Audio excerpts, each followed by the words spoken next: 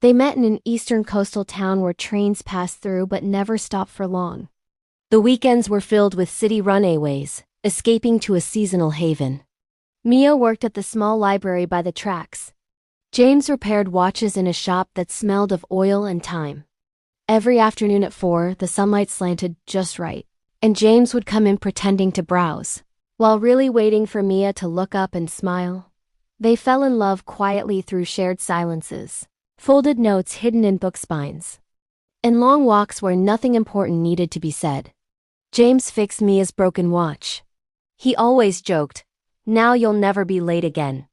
Mia laughed and told him she liked being late, because it meant the world was still waiting. But the world rarely waits. James had an illness that arrived like winter, slowly, then all at once. He tried to hide it, fixing watches with shaking hands, insisting he was only tired. Mia noticed anyway. Love sharpens the eyes. When she confronted him, he smiled sadly and said, "I wanted to be normal with you for as long as I could." They planned a future anyway. People do that when hope is all they have left. They talked about a house near the sea, about shelves filled with books and clocks that never needed fixing. Mia read to James when he was too weak to hold the pages himself. He listened like every word was a gift. One morning, the trains passed through town as usual.